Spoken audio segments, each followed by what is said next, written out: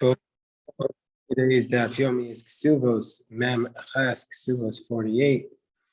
We're going to start on Mem Ches Amid Aleph, 6 lines from the top, where the Gemara is talking about the pasuk Sherak Susav Onasa, that the husband has to provide for his wife, which the 3 things listed in the Torah, biblically speaking, She'erak Susa Va'onasa. We've seen different opinions about what these mean. It refers to food, clothing, and marital intimacy. So Tani Rav Yosef, She'era Zu Kiruv Basar. Rav Yosef taught that She'era means Kiruv Basar, means that when there's marital intimacy, that this is a requirement. The word She'era means that when there's marital intimacy, it needs to be with the proximity, the closeness of the flesh. Sheloyin hagba minag parsiim, that you're not allowed to act like the Persians act. Shemesham shin mitosein bavushehan. That the Persians, when they were engaging in marital intimacy, that they were wearing their clothes. And so one is not allowed to force their spouse to wear their clothing, or their spouse could say, we don't want you to wear your clothing. Misayle or Rav Huna, this is support for Rav Huna. The Bryce that Rav Yosef taught was a support for Rav Huna. The Amar Rav Huna ha'omeri afshi el ani bevigdi vehi bevigda. If a person says, the only way I want to partake in intercourse is if I'm wearing my clothing and she is wearing her clothing, well, that's not acceptable. Yotzi, under those circumstances, we can force him to divorce her, v'nosin kesuba, and give her the full kesuba, give her the full kesuba payment. Rabbi Yehuda taught in our Mishnah that even a poor person in Israel, when she dies, the husband is required to pay for 2 flutes to play at her funeral, and 1 person to be crying, a wailer. So, Miklal, from the fact that this was Rabbi Yehuda's position, we see from here the Tanakama suffer Hani Lo. So, the Tanakamas of the position, he argues with Rabbi Yehuda, and he says that we don't require the musicians and the wailer. So the Gemara asks, hey, Chidami, what's the scenario here? Ida Orcha, if this was typical, that this was her way of behaving, that the girls in her family always had these accompaniments at the funeral, my time of the Tanakama, then why does the Tanakama say it's not a requirement? V'ilab de Orcha, and if it was not the way her family acted, my time with Rabbi Yehuda, then why is the reason for Rabbi Yehuda says it is a requirement? So what's the assumption of this case? So the Gemara says, could go into Orcha Didei v'lav Orcha Didan. Now we're talking about a scenario where it was the practice in his family to have these musicians at the funerals and the wailer, but it was not the practice of her family. Tanakama Savar, Tanakamas are the position Kiamrina, and when that which we're going to say this later on in our tractate, Ola Imo Ve'eno Yorades Imo, that she goes up to partake in his level of customs that he participates in, but she doesn't descend, but she doesn't descend to his level, meaning to say that if he has a fancy practice, she can adopt it. But if he has a practice that's beneath her, we don't force her to accept that. So therefore, the Tanakama says this, that's only while they're still alive. But once she's dead, we don't require that anymore. Low. And so therefore, we wouldn't make him pay for the musicians at the funeral. Whereas Rabbi Yehuda says even after the death, we would make her pay. We would make him pay. The law is like Rabbi Yehuda that we make him pay after the death for the musicians at her funeral. V'amar Rav Chisda, Amar Mar Ukva, Misha Nishtata, somebody who became sick and they lost their mind. They weren't able to make decisions with agency. Misha Nishtata, Bezdin Yordan Lenachasav. So since we had a statement that Rav Chisda said in the name of Mar Ukva, where he taught the laws like Rabbi Yehuda, we're going to have another statement that Rav Chisda says about supporting one's spouse and family, and also in the name of Mar Ukva. So if there's somebody who's Misha Nishtata, Bezdin, Yordan Lenachasav, V'zanan U'Mefaris, and as Ishto Ubanav Ubanosav, V'davar Acher. So somebody who became sick and they're no longer of sound mind, the court goes down into their estate and will support and the wife and the children, and also provide davar acher. Well, Gemara is going to tell us what davar acher is. Meaning to say the person got sick, they can't make decisions. The court's going to be allowed to go into their estate and distribute the money to the wife and children to support them.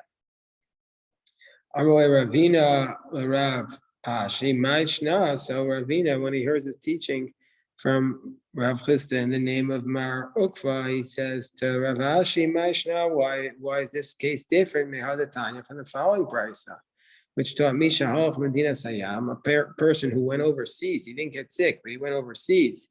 Mishto Tovas Mizonos, and the wife requests from his estate that she be supported. Bezdin Yordo and Achasav Vizanan and Mefaros in its ishto. And the court goes into his estate and provides food and clothing for his wife. But he does not provide money. If a person goes overseas, the court cannot go into his estate to provide money for his children and not davar acher. So why is this case, in the case where he's sick, we go into his estate to provide for his children, where in the case where he goes overseas, we don't provide for his children? So Amarway, so Rav Ashi responds to Ravina, Roshani Locha, Bain, Yotze Ladas, Yotze Shalodas. Don't you see a distinction between the two cases? In the first case, where he got sick, he didn't have the ability to plan, to do estate planning, and to say that I want my children to be supported. Or in this case, he went overseas. He had the ability to give directions for the maintenance of his children's lifestyle. From the fact that he did it, it's an indication that he didn't intend for them to be supported from the estate. My davar acher, when it says that, what's davar acher? That in a case where he got sick, we say that we support his wife and children and davar acher. Whereas in the case where he goes overseas, we don't support his children and we don't do davar acher. So what's davar acher? What are we referring to here? Rav Chisda Amar Zet Tachshit. Rav Chisda says this refers to Tachshit. These are spices that the women used to adorn themselves with. That's Rashi. So that's what we're referring to here. We're referring to the Tachshit. That if he got sick, we provide the woman with his wife with Tachshit. But if he went overseas, we don't. Rav Yosef Amar Tzedakah. Rav Yosef said this refers to charity. This refers to charity, meaning to say if he got sick, we force the estate to give charity. If he just went overseas, we don't force it. Mandamar Tachshit, the one who says it refers to Tachshit, that in a case where he went overseas, we don't give the Tachshit to his wife. For sure, we would not.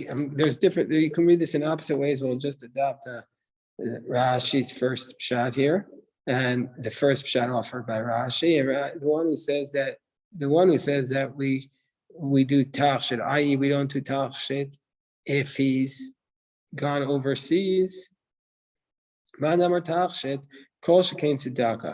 sure, we're not going to give charity from his estate because he has to do the tachshit. He doesn't have to do the tzedakah.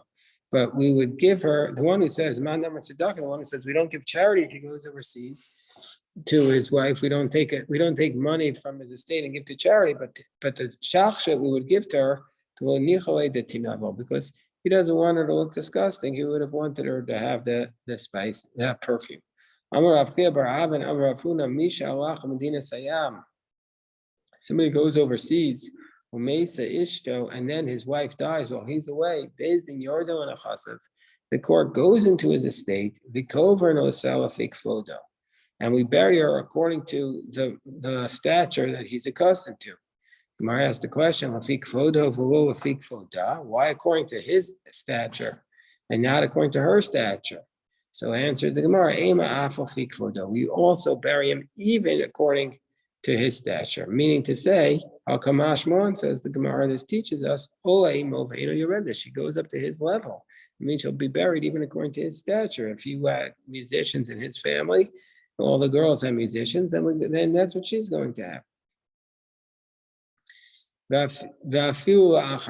Even after death. Amar Masna, Haomer Mesa lo tikberua minachasav shomelov. If somebody says, as they're about to die, Rashi says, B'shas misa, so a person when they're about to die says, listen, if she dies, he's giving instructions to his estate, and he gives instructions, and he says, if she dies, if my wife dies when she's a widow, don't bury her from my estate. Shomenlo, we listen to him.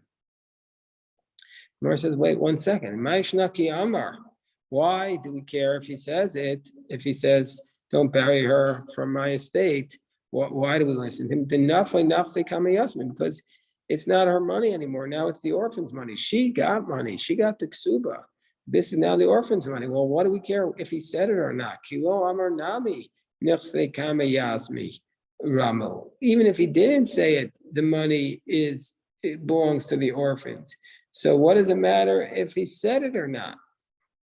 So rather we have to change a statement that Rav Masna taught. Rav Masna said, "Ha'omer im meis hu lo tikperu minachasav." If somebody says the following, she says, "Listen, if I die, do not bury me from my estate."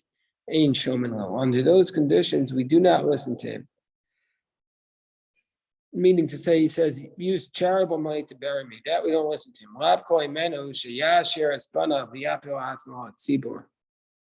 We don't want him to make his children rich and make the community pay for it. So his own family has to pay for his funeral, especially if he has money, certainly. And so therefore, we don't allow him to say, no, let the community be burying me. Says the Mishnah on the bottom of 48a. So we're going to say that the girl, the daughter of the father, she is always going to be considered in the domain of the father.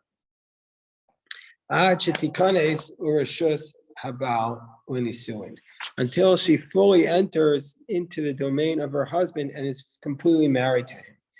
Meaning to say, even though she's betrothed to the husband, that's not considered enough for her to have left the marriage, to have left her father's domain. And so therefore, Rashi tells us this means that if she was the daughter of an Israelite and she was betrothed to a Kohen, she can no longer eat from the truma. And also the father at that point, while she's betrothed, has all the rights that a father has to a daughter, i.e. he has the right to her salary, he has the right to her lost objects that she finds up until the marriage. But when she does, Rashi says, once she enters into the chuppah for the purpose of marriage, then she's now going to be in the domain of her husband. Let's say the father, let's say that she was getting married to a man who's far away, and the husband sent agents to bring the daughter. Once the father has handed her over into the agents of the husband, then we're going to say she's now under the domain of the husband. That's going to be the equivalent of chuppah or nisuin. Let's say the father himself was accompanying the agents of the husband, or the agents of the father accompanied the agents of the husband. Well, then under those circumstances, we're going to say she's in the domain of the father. Masru shulchei av but let's say the agents of the father handed her over to the agents of the husband, then harehi bershus habal. Then we're going to say she's in the domain of the husband because she was handed over from her father's agents into her husband's agents. So the Gemara says, Ma'il olam. What does it say? She's always in the domain of the father. What does it mean when it uses this language of olam?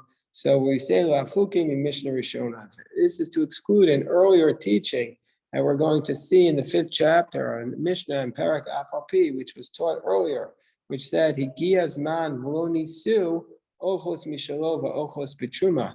And it says there that if time arrived, what is the time arrived? We say as a baseline, Rashi reminds us what it says in Parak Afalpi, that as a baseline we have 12 months for a virgin. From the moment she's betrothed, there's 12 months that she has to prepare herself for the wedding, and he has 12 months to prepare for a wedding, and a wedding is 30 days. Meaning to say, but after those 12 months, the Mishnah says, if that time arrived and then they still weren't married, ochos mishalova, ochos betruma.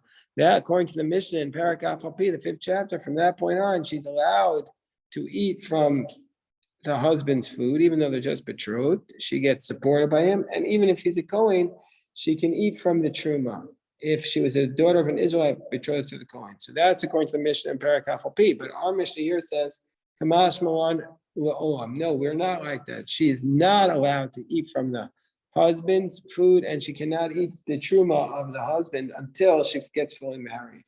But then we say in the Gemara that the Mishnah had said, if the father hands her over to the agents of the husband, then she's in the domain of the husband. Amarav misirasa l'kol chutz mitruma. So Rav says when she's handed over in every aspect of being like a wife, except for the fact that she cannot eat the truma until she actually arrives into her husband's home. Ravasi Amar Afa Truma. Ravasi disagrees. He says, no, she's handed over. Even with respect to Truma, she can now eat the sacred food of the Kohen, the Truma. She's allowed to eat that once the agents of the father or the father hand her over to the agents of the husband. So the Gemara says, so Ravasi says she's allowed to eat the Truma at that point. So the Gemara asks on Ravasi, they challenge this because it says a different source. Brisa says she's always going to be in the domain of her father until she comes into the chuppah. Different girsa issues, but that's the one that's in the printed text, and it's adopted by some of the Sfarim, not all of them, but some of the Sfarim. So we see from here, she's in the domain of the father until she comes into the chuppah, not until she was handed over. So therefore, Rashi explains what the question is on Ravasi. And we understand that when it says we've established the Haila Olam, that what does it say forever? Mishum achilas truma nakila. Meaning to say that she cannot eat the truma until she enters into the chuppah. She cannot eat from the truma until she enters into the chuppah. Whereas Ravasi is saying she can eat from the truma right away as soon as she's handed over. So it's a question on Ravasi. So Amar Lahu Rav. So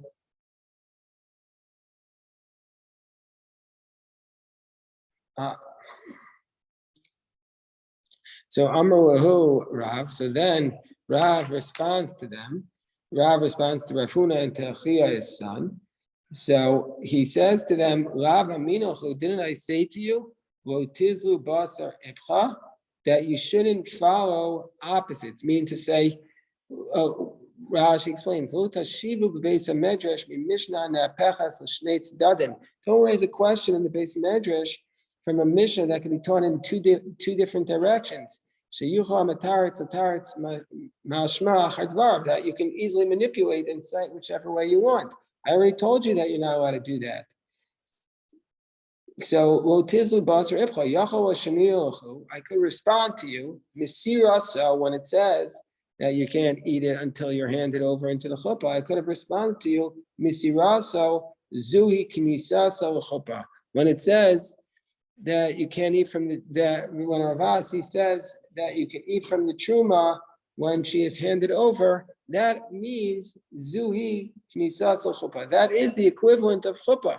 That's the equivalent of the chuppah, and that's why he says until she enters into the chuppah. But really, the handing over to the agents is the equivalent of the chuppah. So that's the way that he would defend Rav Asi. Whereas Shmuel says, no, when it says that the father has handed her over to the agents of the husband and she's in the domain of the husband, Shmuel says, Shmuel says it's only with respect to the fact that at that point he's able to inherit her. That's where we say that Mesira is helpful. That if she died on the road, the husband would inherit her Nadunya, the dowry that she brought in. That even though we're going to say later on 53A, we're in the middle of 48B now, we're going to say later on 53A, that a woman who's betrothed, when she dies, the husband doesn't inherit her. But in this case, since she was handed over to the agents, the father has waived his rights from that because they're about to get married. But with respect to Truma and the annulling of the vows and lost objects, we're going to say that she's not been handed over yet with that respect. The domain hasn't changed. We're in the middle of 48B. Reish Lakish Amar Liksuvasa. Reish Lakish says, when do we say that Mesira helps, that being handed over to the agents helps? That's with respect to her ksuba. So what does this mean? What is Reish Lakish saying here with respect to her ksuba? Ksuvasa mahi. What is the ksuva? What it means is the imesa, that if she would die, yarisla, he would be able to inherit her. Is that what you're saying? Well, that's that he would inherit her dowry if she would die before she got to his house.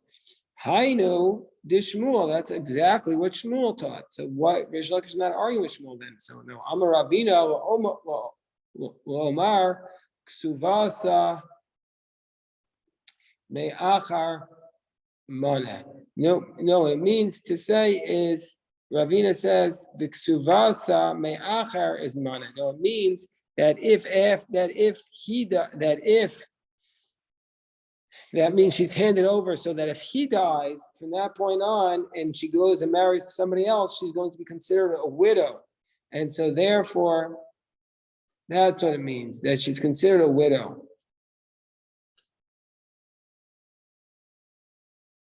So, and when we say she doesn't get the 200 zuz anymore, like as though you had married a widow, because she's going to be considered a widow from the Erison. And so that's all that her ksuva is. So the Gemara says, so that Rabbi Yochanan and Rabbi Chanina, they hold like Rav Asi that she can even eat from the truma at that point. Meisevei, the Gemara challenges this. Let's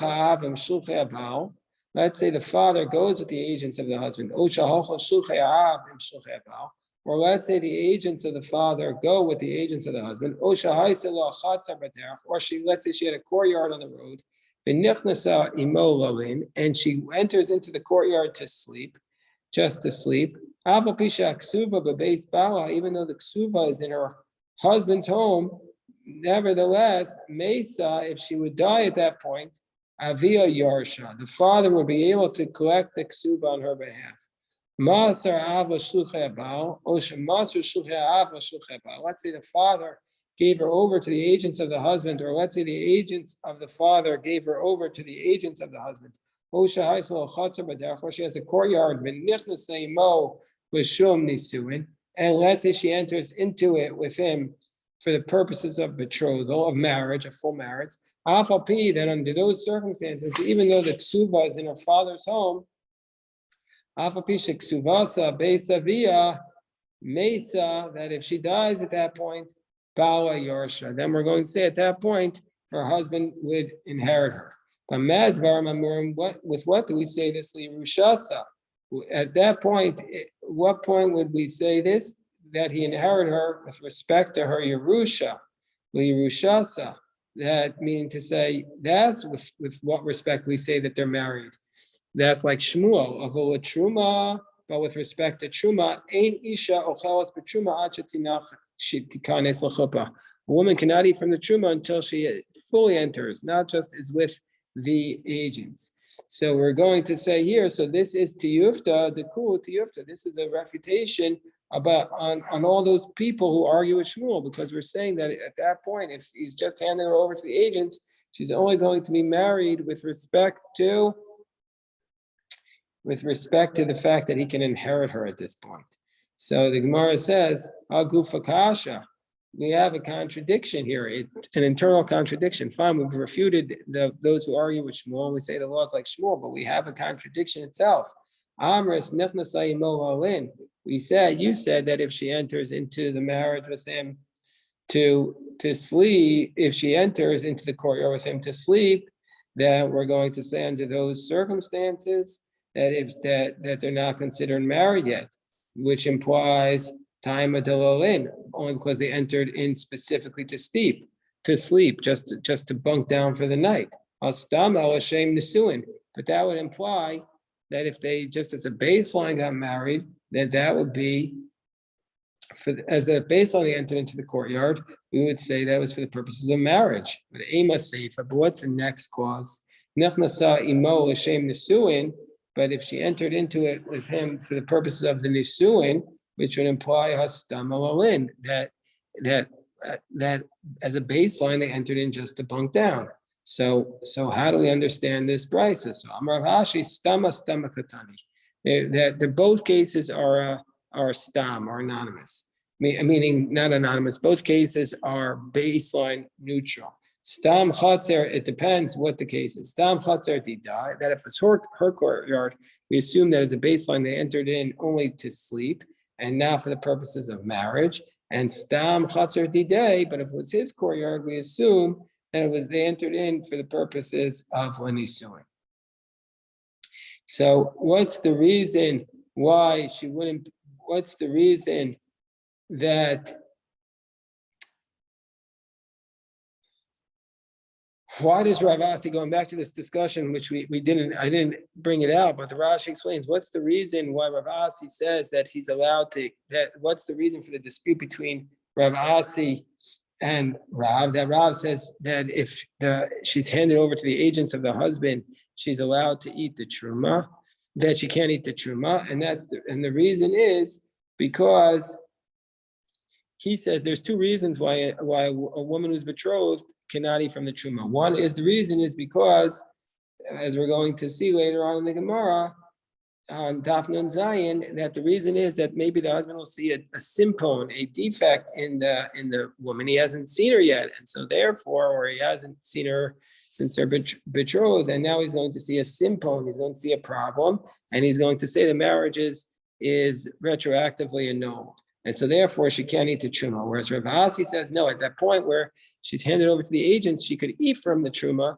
because at that point, the whole reason why she can't eat from the truma while she's betrothed is maybe she's going to give it to her brothers while she's in her father's home. But she's with the agents of the husband at this point, so there's no brothers there, so there we don't have to be concerned about the truma. Says that we're now around 8 lines from the bottom. Tana Masar Let's say the father hands her over to the agents of the husband, and at that point, Vizinta, she's adulterous. Harezu bechenek. Well, at that point, we're going to give her strangulation. If she was a full betrothal, if she was just regular betrothal and she's adulterous, we would stone her. But skila. But since she was handed over to the agents of the husband, then she gets the lesser form of penalty, which is called chenek, which is strangulation. Minani, Amelia, how do we know that once she's handed over, she gets chenek and that's skila? Amar Miyami, Amar Baracham, Amar Kral was no space of via. It says in the verse that that the girl who was adulterous while she was in her father's home, this comes to exclude comes to exclude the case of where a father had handed her over to the agents of their husband. It says the Gemara, maybe it comes to exclude the case where she was entering into the chuppah and she did not yet consummate the marriage. Maybe that's all it's excluding, that she's the one who gets stoned. Amarava, Amrali Ami, that Ami taught me chuppah behedjik Stephen. No, the case where she entered into the chuppah but did not consummate, that's written explicitly. It says, when she's a Nara Besua who's betrothed to a man. Word Nara excludes Nara Besura Murasala Ish. Nara means that when does she get stoned? Only if she's a Nara Begaris, not if she's an adult. Besua, only if she's a virgin when she goes at this point, and not a Be'ua, not a non-virgin. Murasa Velo Nisua.